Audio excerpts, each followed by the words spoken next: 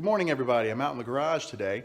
I didn't get to do this yesterday because it took me so long to finish those pins and then to refinish that over-under shotgun pin. What I want to do today is pull the right front tire off of the car and take a look at the piston that I'm having trouble with in the brakes. I'm on my way out to the shed. I've got a little 2.5 ton floor jack. Makes it easier to get the car up and holds it fairly steady while I'm working on it. So let's head out and get that. I have this 2-ton floor jack, but the problem is this car is so low to the ground that I can't get it up under the car. The back of the jack, where it angles up, is just too high. So I went ahead and got the standard jack, or the jack that comes with the vehicle, out of the trunk, and we're going to use that. Since I'll be raising the car on the passenger side in the front, I went ahead and came around to the back of the vehicle and chalked the tire to help keep the vehicle from rolling. Once we do get the car raised up off the ground, I'm going to go ahead and bring that jack in, and I'm going to set it up under the car, and I'll raise it all the way up and get a nice firm fit against the bottom of the vehicle and lock it down, and that'll just give me some added support. You know, 2 jacks. If anything happens, like if I was to knock that one over, I still have a second jack that the vehicle is setting on. So hopefully that'll help a little bit with safety. The first thing I want to do is remove these little plastic caps that are used just to sort of dress up the tire. I'm already missing one. I'll be honest, I have no idea when or where I lost it, so I need to pick up a few extras. Now these are just plastic, so they're not really on there tight, but they're tight enough where I can't remove them by my fingers without giving them a quick little tug with the wrench. So we'll go ahead and get those out of the way. And then prior to raising the car, it's always a good idea to break the bolts loose. That way you're not rocking the vehicle back and forth on the jack. So let's go ahead and break these bolts loose.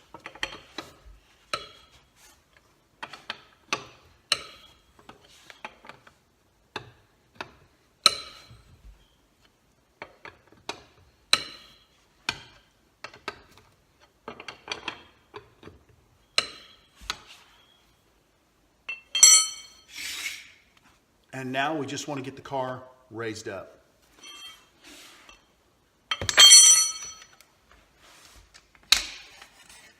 Start by extending the jack a little bit.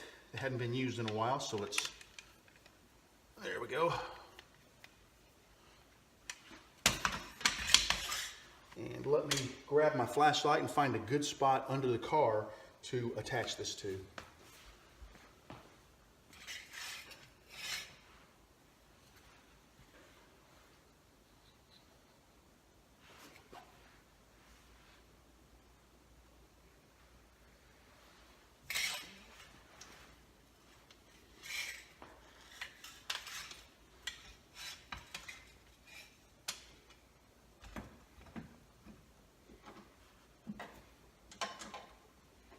All right, there is a little cutout under the vehicle that the jack can slide into, and it's reinforced with a little extra piece of steel to, I guess, give the jack something to hold on to without, you know, damaging the vehicle. I have got it attached to that point.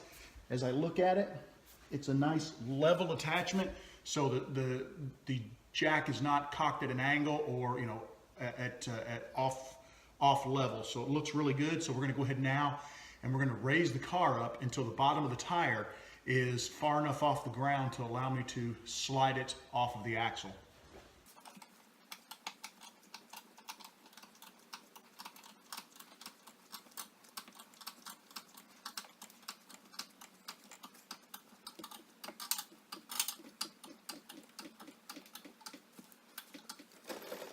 At this point, before I do anything else, I'm going to go ahead and bring my other jack in and get it under the car and get it set just for safety.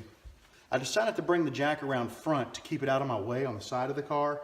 This is a unibody, but there is a spot where several pieces of steel meet under the car, and I'm going to go ahead and position this at that point.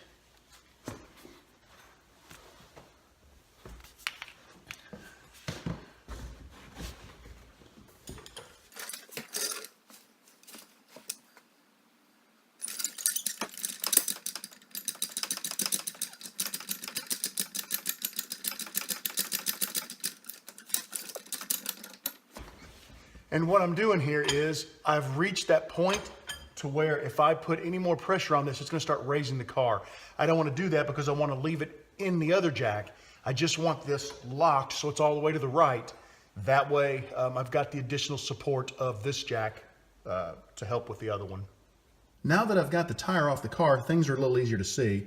This is my brake line, and when I step on the brake, fluid is pushed through this line and pressurizes a little reservoir inside of this device here. That reservoir has a piston in front of it that pushes out and pushes against a brake pad and forces that brake pad against this disc. That's what causes the car to stop. When I release the brake pedal, the fluid pressure is released in this tube, and that piston should relax and pull back, allowing the brake pads to move away from the disc. It's not, and what I'm getting is, you can hear it rubbing, and you can also hear some chatter. So what we're going to do is, we're going to go ahead and remove this brake shoe and see what things look like with the piston once we get that shoe off. To remove the brake shoes on this particular car, there's a bolt here and a bolt down here. Now I've already broke them loose, so I'm just going to go ahead and take them the rest of the way out.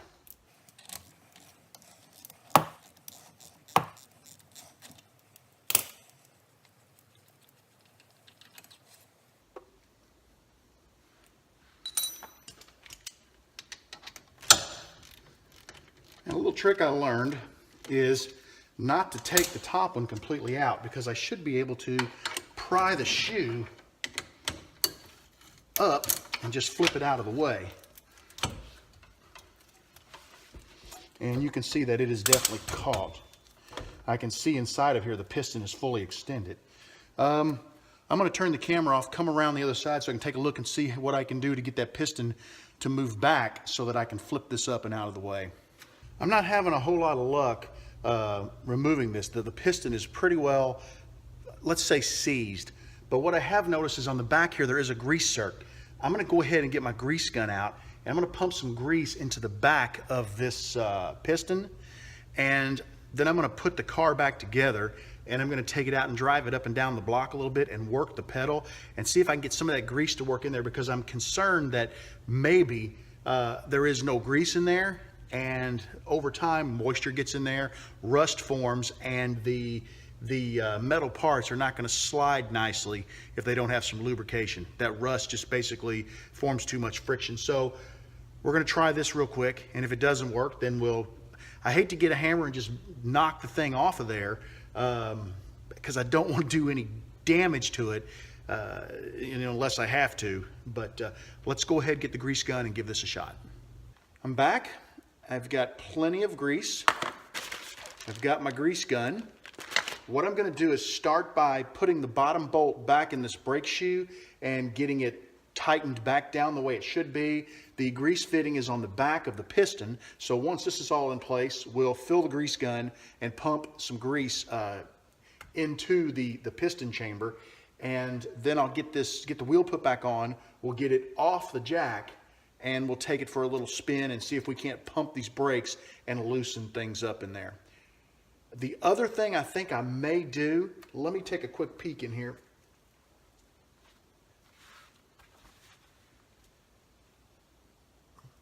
I'm thinking, I've got some PB Blaster, and I'm thinking what we do is around the front of this brake, it's metal to metal. I think we shoot a little PB Blaster around there and just let that sort of penetrate for a few minutes. Hopefully that will free up the seized piston, and then the grease behind it will help keep it lubricated and from freezing up again. So let's go ahead and get this brake shoe put back on. First thing I want to do is make sure I've got this little rubber grommet down here. I want to make sure that's not mashed. All right, there we go.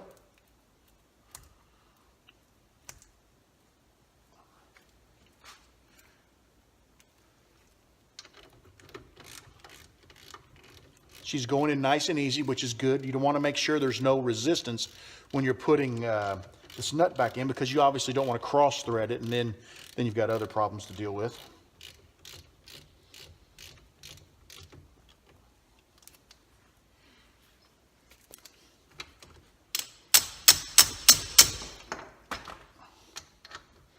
And we'll tighten down the top nut Move you around a little bit here where you can see a little better. I realize my light might be in the way.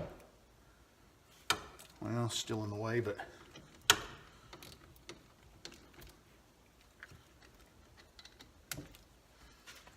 I'm just using a hammer at the end of the wrench just to give me a little bit more torque. All right.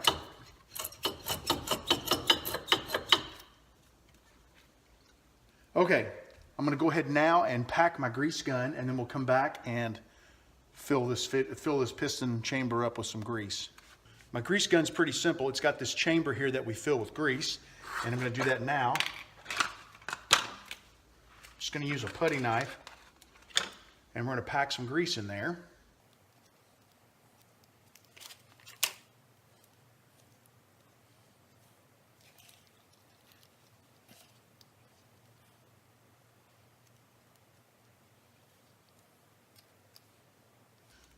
Put her back together.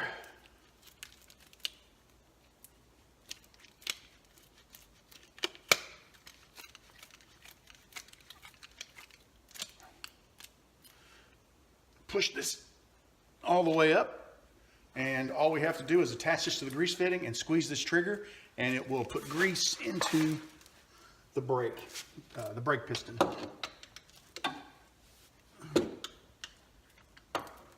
Pull the cap off of it. It's got a little rubber cap that protects it from dirt. So get that off the fitting. Find a good angle to get in here.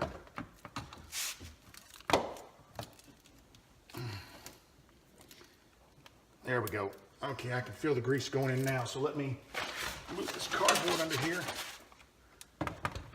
Let's see, I got to get a better angle than this. There we go. You want to come straight on at the fitting. Okay, and I've got grease oozing out the back, so I may have overfilled it, but let me just kind of wipe that off with my gloves here. And I'm going to stick the cap back on. Drop this back in this plastic bag so I don't have grease all over my storage cabinet.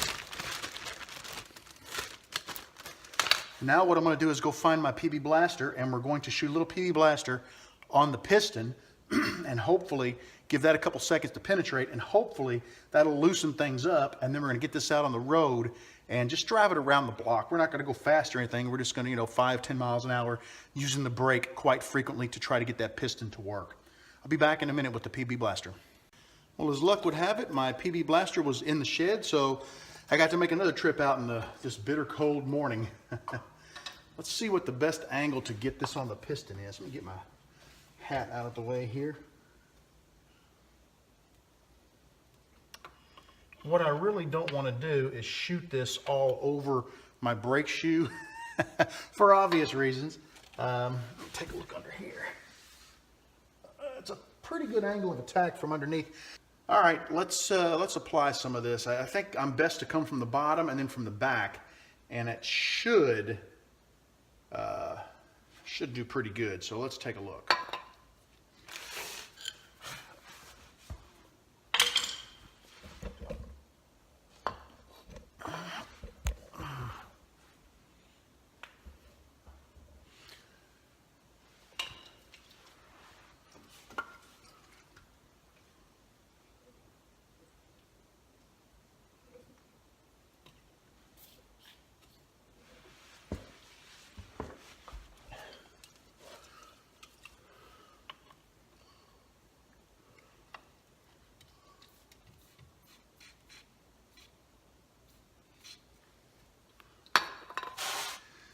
The nice thing is the piston that I'm shooting is behind the brake shoe. You can see the brake shoe right here on the front, and there's a cutout like this on the back that the piston lays in and pushes the brake shoe.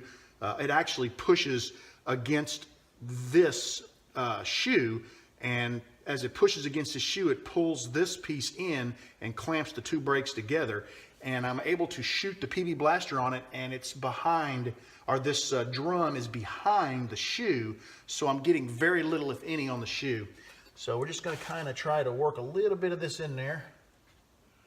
Make sure I get as much as I can on it, because, yeah, a little more under here.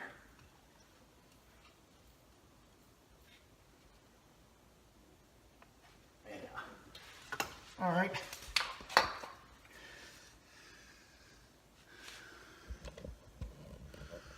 I want to run in real quick and get my hands washed off. Using the latex gloves really helped to keep a lot of the heavy grease off, because this time of year your hands are so dry that it just gets into your fingerprints and you can't get that stuff washed out. Brake dust is notoriously horrible for that, and it gets under your fingernails, and I don't like going to work and looking all greasy and grungy, and it's really hard to clean off. But I got a little PB blaster on my hand, so kind of stinks. I'm gonna go wash my hands, let that soak for a few minutes. Then we're gonna come back out and get the wheel put back on this car, and we're gonna go for a little test drive. Let's get this tire put on this car.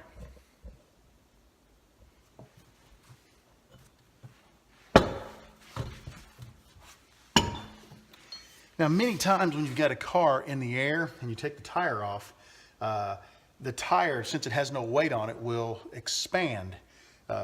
What I'm talking about is you've got a flat spot from the weight of the car. Well, that will round out and the tire will crown, and it doesn't always want to go back on. And that is going to be the case here.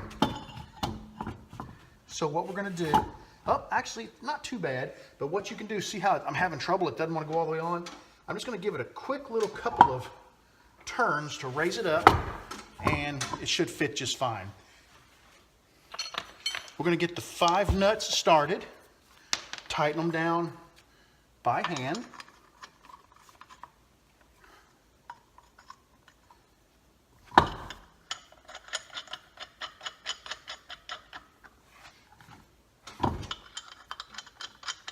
You'll notice I went 1, 2, 3, every other nut. It's not so important when you're just tightening them down, but when you're just finger tightening them, but when you go to tighten the nuts down, that's critically important.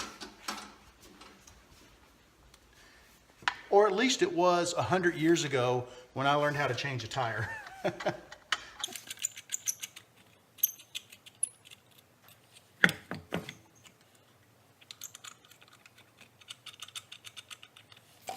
I'm gonna grab the wrench, and the object here is not to crank these down super tight. The object is to snug them up. We will crank them down tight once we get this vehicle on the ground. Now, I did this one.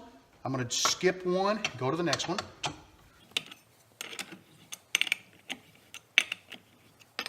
Just gonna snug it, skip one, go to the next one. I got a little bit of finger, since those two have tightened up, I got a little bit of finger tightening room there.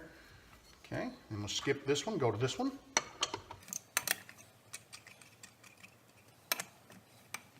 And we'll skip and go to the last one. I got a little bit of room left.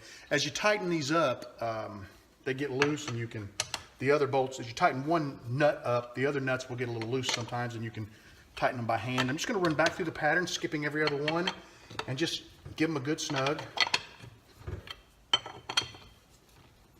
Now what I want to do, I've got them snugged up. I'm going to go ahead and remove my safety jack from the front of the car. Then we'll get the scissor jack removed, get this car back on the ground. I'll go ahead and tighten these up. I'm not going to worry about putting the plastic covers on them just yet, because we're going to take it around the block for a spin. This particular jack, you just twist the handle to the left, and you might have heard that. It will lower, and I can pull it right out. And the scissor jack, we're just going to do exactly the opposite of what we do to raise the car. We're just going to take it in a counterclockwise motion until the jack becomes free and can be pulled out from under the car.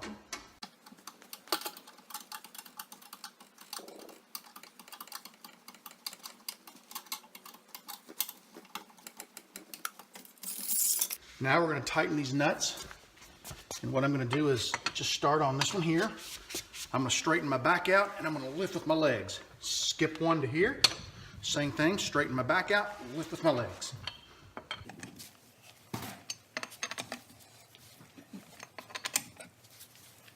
Got all 5 nuts tightened. I'm going to just give them one more run through just to make sure everything's good.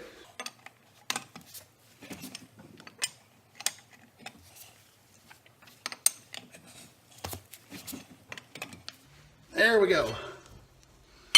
All 5 nuts are tightened. Let's get this baby on the road. Well, I thought I was recording. I made 2 laps around the neighborhood, and I have not heard a single sound out of the brakes. They're working perfectly. They're stopping fine. I don't have any pull to the left or to the right. No squeak, no metal on metal rubbing sound. So I'm very happy. I think I'm going to call this job done.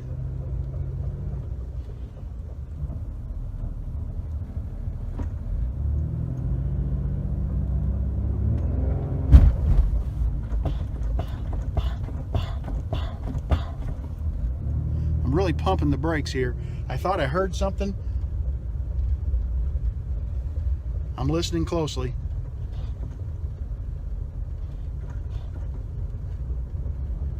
I do have a slight rubbing noise. I can hear it. It's nowhere near as bad as it was, but I can hear it.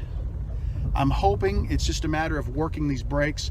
I did not replace the brakes last time I had it done because the vehicle was already in the shop getting something else done. I did replace them the time before, and I remember putting grease in those piston reservoirs. However, there is no grease. There may not have happened the last time I had the brakes replaced. I don't know what those guys did. I have a slight rub. I think what I'm going to do is I'm going to shut the camera off. I'm going to take this car for a pretty hard spin around town and really get on these brakes, because I'm hoping that PB Blaster will soak in and loosen up that brake piston, and then I'm hoping the grease on the inside will lubricate it and it will work better. I've got a slight sound, but it's coming and going, so I'm hoping it's kind of sticking but kind of freeing up. So I'll be back in touch with you in just a minute. Let me run this thing a little harder. Well, you can still hear the sound. Listen up. You hear that? It's better. It's not as loud as it was, so I don't know if maybe it's just going to take a little more work in the pedal. I've been getting up to about 30-35 miles an hour, and then I've been giving it a hard brake in hopes of, forcing that piston to move a little bit. I haven't. It's better. Like I said, it's better. So I think that is the problem. I'm just hoping that if I work it for a while, that it'll fix things up. But listen to that.